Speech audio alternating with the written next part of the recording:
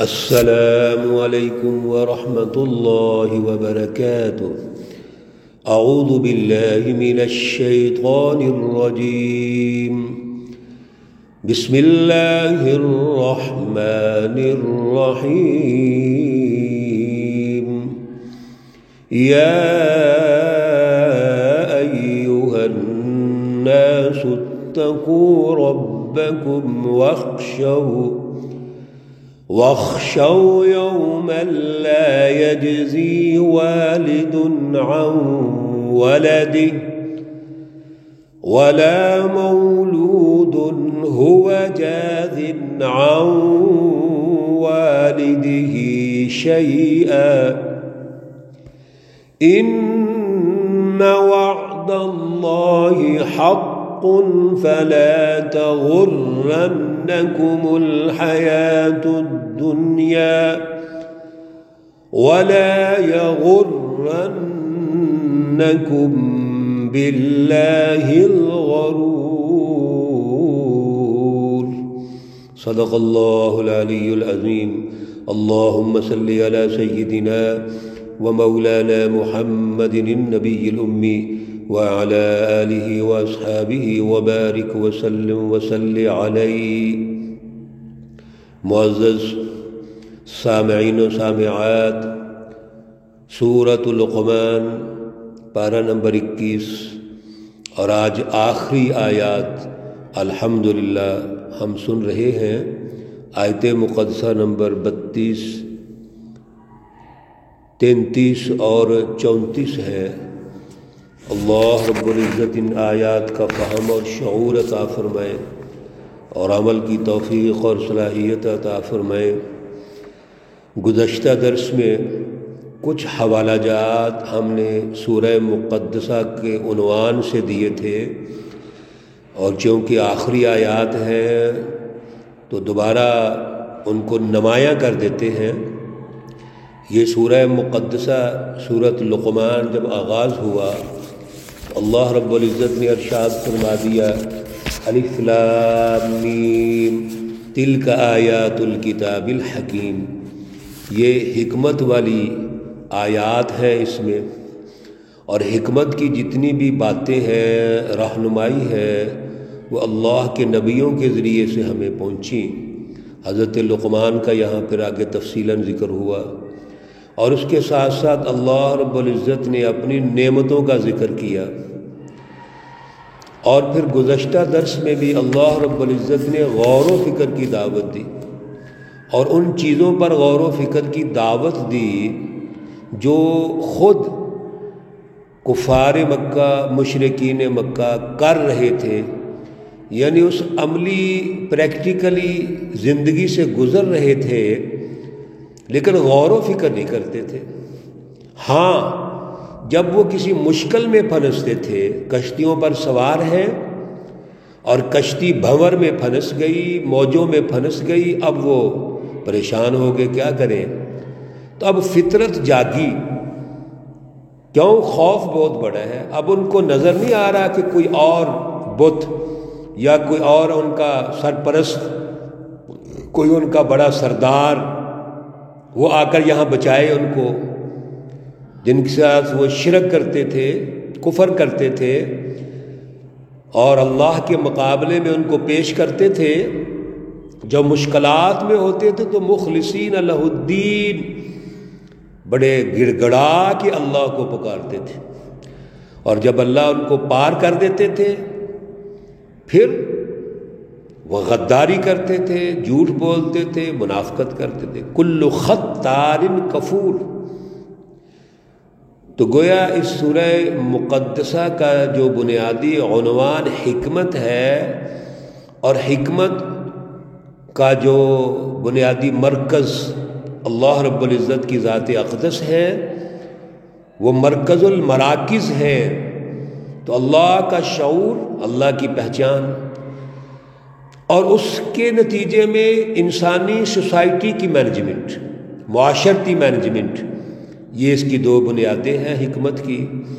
اگر یہ دونوں بنیادیں ہوں گی تو میرے عزیزو، دنیا میں بھی ترقی، آخرت میں بھی ترقی، اور آپ ماشاءاللہ سن چکے ہیں ساری اللہ کی نعمتیں سب انسانوں کے لیے، اور پھر کسی نعمت میں کمی نہیں، سب نعمتیں اللہ نے پوری کر کے دی ہیں۔ اللہ رب العزت ساری گفتگو ارشاد فرمانے کے بعد، رہنمائی دینے کے بعد کہتے ہیں یا ایھا الناس، اے لوگو، اتقوا ربکم، ڈرو اپنے رب سے،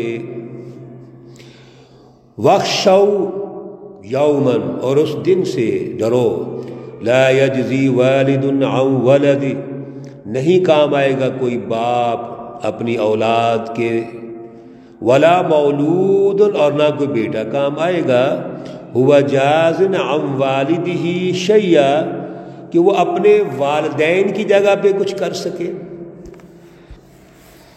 پیچھے اللہ رب العزت نے سب سے جو قریبی تعلق ہے، جب حکمت کی باتیں شروع ہوئی تھی، نصیحت کی حضرت لقمان نے اپنے بیٹے کو، تو وہاں یہ بات واضح ہوئی کہ سب سے قریبی تعلق اولاد کا والدین سے ہوتا ہے، اور والدین کا اولاد سے ہوتا ہے۔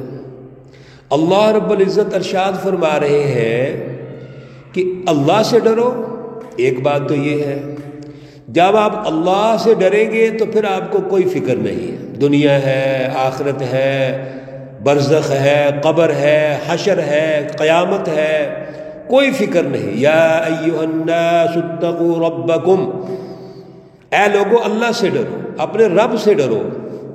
اور جب ہمارے دل میں اللہ کا خوف اور ڈر ہوگا، اللہ کی رضا ہوگی، اللہ کی پہچان ہوگی، میرے عزیزوں کسی زندگی میں کوئی خوف نہیں ہے۔ اللہ نے مومن کی یہ صفت بیان کی ہے، لا خوف علیہم ولا هم یحزنون، مومن سچی جماعت کو نہ خوف ہوتا ہے نہ کوئی غم ہوتا ہے۔ اور پھر اس دن سے ڈرو، دنیا میں تو عیاشیاں کر لی آپ نے، لیکن اس دن سے ڈرو جو قیامت کا دن ہے، وہاں والدین اولاد کے، اولاد والدین کے کوئی کام نہیں آ سکے گی۔ شیئن، شیئن کا معنی ذرہ بر بھی، کچھ بھی، 100% انکار کر دیا۔ اور اسی لیے سورۃ عبس میں اللہ نے فرمایا یوم یفر المرء من اخیہ وامہ وابیہ وصاحبتہ وبنیہ، وہ تو اتنا سخت دن ہوگا جب ماں باپ اولاد سے، اولاد ماں باپ سے، خاوند بیوی سے، بیوی خاوند سے راہ فرار اختیار کر لے گا، ایک دوسرے کو آوازیں دیں گے اور وہ کہیں گے ہم پہچانتے نہیں آپ کو، یعنی وہ اپنی مشکل میں پڑے ہوں گے۔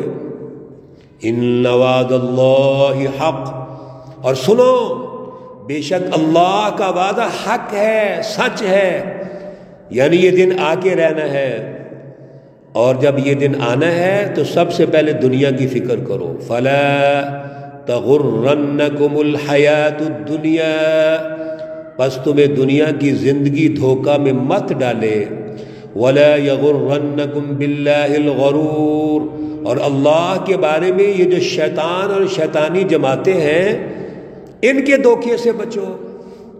سوسائٹی میں ہمیں بڑی طاقتیں دھوکہ میں ڈالتی ہیں، لالچ دے کر، مفاد دکھلا کر، روب دکھلا کر، جیسے آج سیاسی پارٹیاں ہیں، اور مذہب کو عنوان بنا کر بڑی بڑی خانقاہیں ہیں، بڑے بڑے مراکز ہیں، وہ مذہب کو عنوان بنا کے دھوکہ دیتے ہیں۔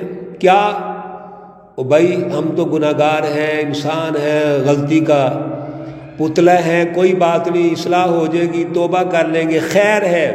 نہیں، خیر والی نفسیات غلط ہے۔ اللہ پر ایمان لانے کے بعد ہمارا اللہ سے جو تعلق ہے وہ اتنا گہرا ہے، یقیناً اللہ معاف کرتے ہیں، لیکن ہم اپنی سستی، غفلت، کوتاہی اگر ہو جائے تو اللہ کے سامنے پیش کر کے ابھی سے توبہ کریں گے۔ اس لیے اللہ رب العزت نے اگلی آیات میں آیت کریمہ میں یہ واضح ارشاد فرما دیا، یاد رکھو 5 چیزیں ایسی ہیں جو اللہ کے علم میں ہیں، اللہ کے پاس۔ یہ جو دعوے کرتے ہیں شیطانی جماعتیں اور شیطانی لوگ کہ کوئی بات نہیں، دیکھا جائے گا، اللہ کے سامنے پیش ہوں گے تو دیکھ لیں گے، یا آخری وقت میں توبہ کر لیں گے۔ اللہ فرماتے ہیں نمبر 1، ان اللہ عندہ علم الساعہ۔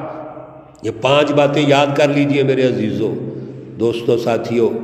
بے شک پہلی بات، قیامت کا علم صرف اللہ کے پاس ہے۔ ان اللہ عندہ علم الساعہ، قیامت کا علم صرف اللہ کے پاس ہے۔ قیامت کب آنی ہے، کیا اس کا ہدف ہے، کیا ٹارگٹ ہے، اللہ کے علم میں۔ وَيُنَزِّلُ الْغَيْثَ، اور بارش اللہ اتارتے ہیں، اور بارش کی بڑی سائنس ہے، بڑے مقاصد ہیں۔ وَيَعْلَمُ مَا فِي الْأَرْحَامِ، اور ماں کے پیٹ میں کیا ہے وہ اللہ جانتے ہیں۔ آج کچھ لوگ کہتے ہیں جی مشین بھی جانتی ہے۔ بھائی مشین اگر جانتی ہے، ڈاکٹر جانتے ہیں یا دیکھ لیتے ہیں، تو سوال یہ پیدا ہوتا ہے کہ یہ عقل، دماغ، سائنس کس نے دی؟ سائنس تو دریافتوں کا نام ہے، کچھ چیزیں دریافت کر رہے ہیں ہم، لیکن دریافت دینے کی صلاحیت کس نے دی؟ وہ بھی اللہ نے دی ہے نا۔ تو اللہ کچھ چیزیں دیتے رہتے ہیں اپنے علم میں سے، اور اسی چیز کا نام سائنس ہے۔ یہ ترقیات تو ضروری ہیں۔ وَمَا تَدْرِي نَفْسٌ مَاذَا تَكْسِبُ غَدًا، اور یہ بھی اللہ کے علم میں ہے کہ انسان کل کیا کرے گا، کل کیا ہونا ہے، یہ اللہ جانتے ہیں۔ وَمَا تَدْرِي نَفْسٌ بِأَيِّ أَرْضٍ تَمُوتُ، اور کس انسان کو کس جگہ پر کس وقت پر موت آئے گی، یہ بھی اللہ کے علم میں ہے۔ اب یہ جو 5 چیزیں ہیں، قیامت کا علم، بارش کا نزول، ماں کے پیٹ میں کل کیا ہونا ہے، موت کب کہاں کس جگہ پہ آئے گی، اس میں سے اگر کچھ چیزیں اللہ رب العزت نے عطا کر دی، اللہ نے عطا کی، تو یہ اللہ کے پاس علم ہو گیا نا۔ اللہ رب العزت اس کائنات کی ترقی چاہتے ہیں۔ کائنات کی ترقی انسان کی عقل سے ہوگی، جو اللہ نے انسان کو ملکہ عطا کیا، عقل، اس کے ذریعے سے انسان ترقی کرے گا، کائنات ترقی کرے گی۔ اللہ خوش ہوتے ہیں اس پر۔ اللہ کتنا اس میں سے دیتے ہیں، یہ اللہ کے علم میں ہے۔ ان اللہ علیم خبیر، بے شک اللہ رب العزت علیم ہے، ہر چیز کو جانتے ہیں۔ علیم خبیر صفت مشبہ، یعنی اتنا علیم ہے کہ ذرے ذرے کو جانتے ہیں۔ علیم بذات الصدور، انسان کے سینوں میں چھپی ہوئی چیزوں کو بھی جانتے ہیں، ہر چیز جانتے ہیں۔ خبیر خبردار ہے، خبر رکھنے والے ہیں۔ کچھ سوالات جو اٹھ رہے تھے اللہ نے خود ہی جواب دے دیا کہ اللہ رب العزت سائنسی ترقیات کی بنیاد پر اگر مشین ایجاد کرنے کا ملکہ عطا کرتے ہیں اور اس مشین کے ذریعے سے اللہ علوم دے دیتے ہیں، تو یہ اللہ کے علم میں ہے۔ اللہ خبر رکھنے والے ہیں، باخبر ہیں۔ اللہ کے سامنے کوئی چیز چھپی ہوئی نہیں ہے۔ اللہ ہمیں اس سورہ مقدسہ کی جتنی حکمتیں سنی ہیں ان کو سمجھنے کی، ان کا شعور حاصل کرنے کی، اور ان کو اپنے لیے اپنے معاشرے میں رٹ قائم کرنے کی توفیق عطا فرمائے۔ اللہ رب العزت تمام مرحومین و مرحومات کو جنت الفردوس میں اعلیٰ مقام عطا فرمائے۔ اللہ رب العزت تمام بیماروں کو شفائے کاملہ عاجلہ مستمرہ عطا فرمائے۔ ربنا تقبل منا انك انت السميع العليم وتب علينا انك انت التواب الرحيم، وصلى الله تعالى على النبي الأمي محمد وعلى آله وأصحابه أجمعين برحمتك يا أرحم الراحمين۔ السلام عليكم ورحمة الله وبركاته۔